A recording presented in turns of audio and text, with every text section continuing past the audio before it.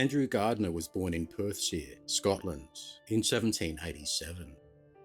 Arriving here as a convict in 1818, aged 31, he earned his ticket of leave in 1824. He married the following year, and in 1826 became the first settler in the Antonio Creek area, near Sodwells, west of Lithgow. Gardner was granted 640 acres of land, and before long it was cleared for almost 150 head of cattle, the property taking on the name Berry Farm. He'd also recognised an opportunity. The road across the Blue Mountains to the frontier settlement of Bathurst was becoming increasingly important, and travellers needed somewhere to stop. So, at Berry Farm, he established accommodation and began selling liquor and supplies to travellers. He called it Gardners Inn. He was doing pretty well for himself, and now he had his sights set on another location, a spot in the mountains called Blackheath, named when Governor Macquarie stopped here some 12 years earlier.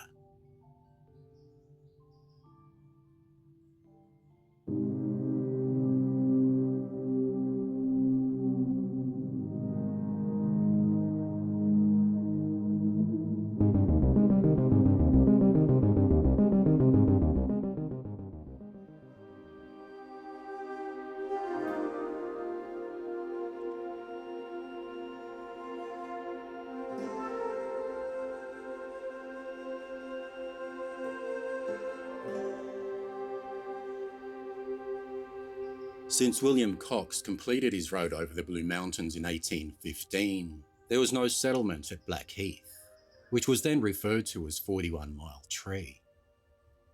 It was little more than a remote stopping place along the mountain road. Open bushland, a good water supply, and grazing for livestock. Gardner could see its potential.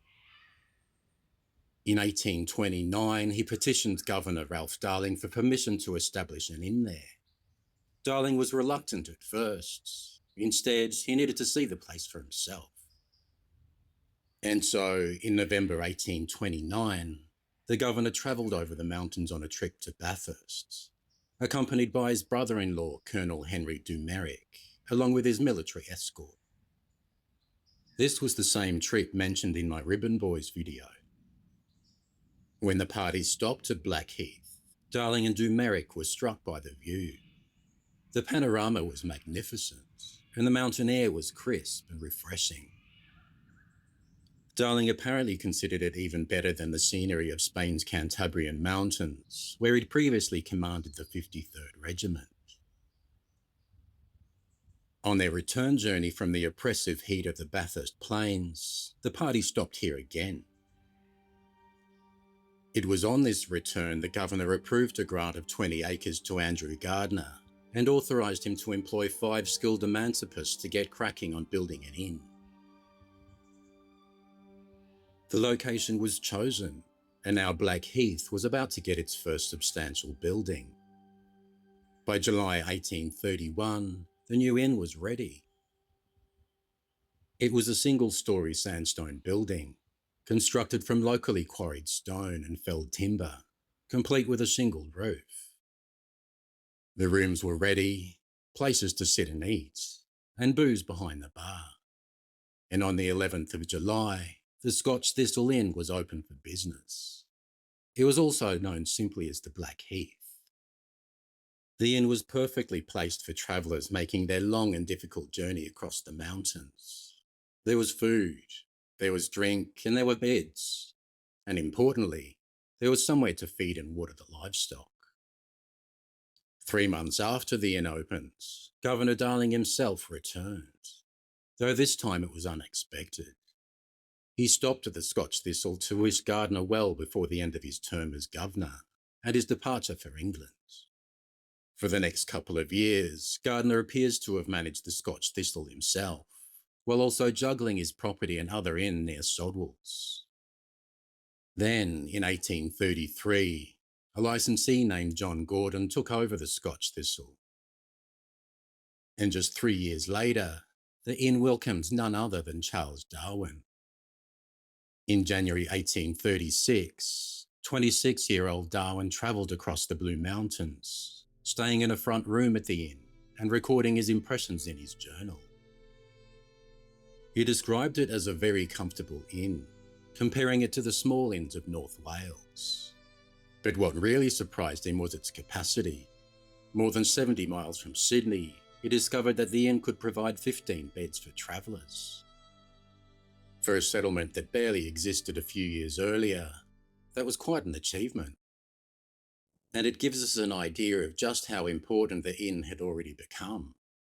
For a time, it remained the most significant building in Blackheath. Then, in 1844, something very different appeared down the road. The Blackheath convict stockade.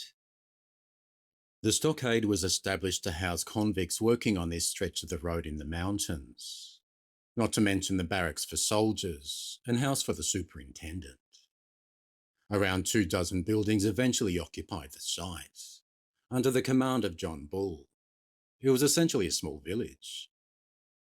Bull lived there with his wife Mary and their 4 kids for the first 5 years, joined by his cousin in 1845 that came over from New Zealand. I can't help but wonder whether, when the convicts were locked into their boxes at the end of the day, that some of those red-coated soldiers wandered up the road to the Scotch Thistle for some boozing. The stockade brought a new population to this new isolated mountain settlement, and for the inn, it possibly meant another steady stream of customers. Only a few years later, the mountain road would become even busier. The gold rush was about to transform travel across the region. By the 1850s, thousands of hopeful gold seekers were making their way towards the Bathurst goldfields.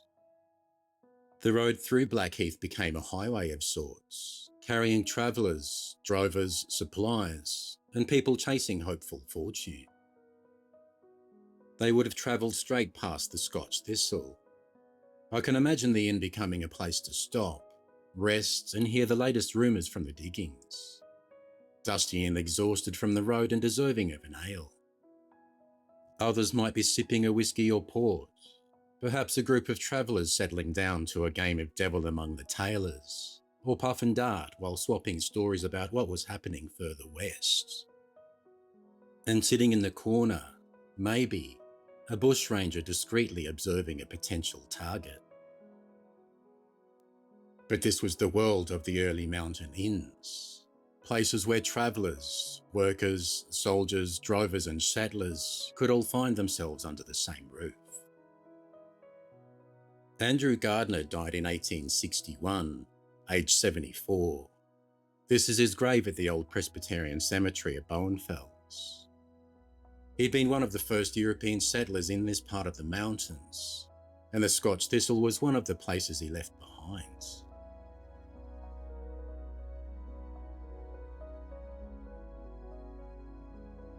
But the world that had made the inn successful was about to change. After Gardner's death, his son John inherited the Antonio Creek property. His daughter, Mary Ann, inherited the Scotch Thistle and its surrounding lands. She died in 1892, and after her death, the property passed out of the family when her sons got rid of it. By then, Blackheath was changing rapidly, and perhaps the biggest change of all arrived 24 years earlier. The railway. The railway reached Blackheath in 1868. For travellers heading across the mountains, the old road was no longer the only way west, and the consequences for small roadside inns could be significant. The Scotch Thistle began to decline, one report painting a bleak picture of the area around the railway station. The building was said to be in a very dilapidated condition, with an old man named Paddy Carmichael living there, keeping pigs in some of the rooms. Around 1878, the inn was repaired and given a new lease of life. It reopened under the name of Gubbert's Leap Hotel. And before long, the property was bought by a syndicate of mates who used it as a club or private country home. Then the building changed again. Around 1880, a weatherboard extension was added, but by the end of the 19th century, that addition was demolished. The original Sandstone Inn remains, but in place of the demolished weatherboard, a much larger two-storey building was constructed, complete with broad verandas. The property reopened as Hydora House Hotel, and this time, the hotel wasn't simply responding to travellers passing through. Blackheath itself was becoming a destination. As Gardner's former land was subdivided around the hotel, the commercial centre of Blackheath began to take shape. Tourism was growing. People were coming to the mountains not because they had to cross them, but because they wanted to experience them. And the hotel grew with them. A bowling green was added in 1903. Then came tennis and golf links. More remodelling and extensions followed in 1907. Blackheath was becoming a tourist town, and the old Scotch Thistle site was very much at its heart. In 1918, the hotel changed its name again. This time it became the Hotel Astoria. Another extension followed in 1920. The old inn had evolved dramatically, but beside all these changes, one piece of the original building still remains. Andrew Gardiner's 1831 former Scotch Thistle. And then, in 1936, the owner of the Astoria was served with a demolition order. But the target wasn't some modern addition. It was the original inn. People protested, but the decision was made. The old Scotch Thistle was coming down. Its sandstone walls were around 4 feet thick, its original hardwood timbers hewn from local trees, and now they were being ripped out. The old building disappeared piece by piece. But remarkably, parts of it are still scattered around Blackheath. Some of its sandstone blocks were reused in nearby construction. You can see them today in the stone wall along the highway between the BP and Gardners Inn. Others found their way into the boundary wall on the corner of Wentworth Street and Gardner Crescent, and some were incorporated into the memorial cairn at Blackheath Gardens, just past the BP. Even pieces of the original entrance survived. In 1938, 2 arched stones in the keystone were given to Blackheath alderman William Cripps. Then, in 1943, the keystone was discovered in a pile of rubble behind the Blackheath Council chambers.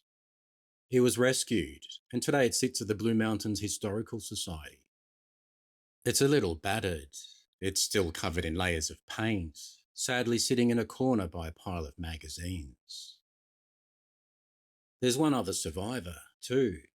In the garden of the inn stood a fountain. When demolition came, it was removed and eventually found another home not far away. Today it sits in the Garden of the Oak, the former 1938 mayoral residence at 144 Wentworth Street. It's good to know pieces of the old Scotch Thistle are still sitting in Blackheath and Wentworth Falls. You just have to know where to look. With the demolition of the original inn, the Astoria itself was remodelled again. And this is where the building begins to take on much of the appearance we recognise today.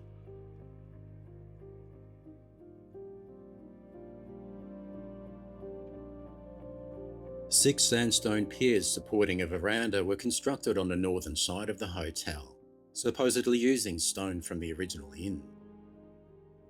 The broad, overhanging second-storey verandas facing the highway were ditched. The old parapets disappeared, and the facade became much simpler. The elaborate Victorian appearance was gone. In its place came the more restrained interwar Mediterranean style. What do you reckon? Should they have kept the more ornate verandas? Nothing was built where the old inn was demolished.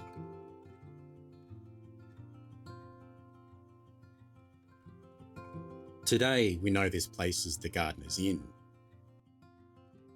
And although the original Scotch Thistle Inn is gone, replaced with a gravel driveway and patch of lawn, the story of the site never really ended. For almost 200 years, this has been a place where people stop. It still draws many of us locals for a pint and a feed. Guests still sleep upstairs, and the mountains are still just outside the door. The building's changed. Its names have changed, but the purpose of this place has remained the same. Close to violet on a Sunday, nearly made it into bloom, but I know, oh, the ordinary, Monday turning back to blue.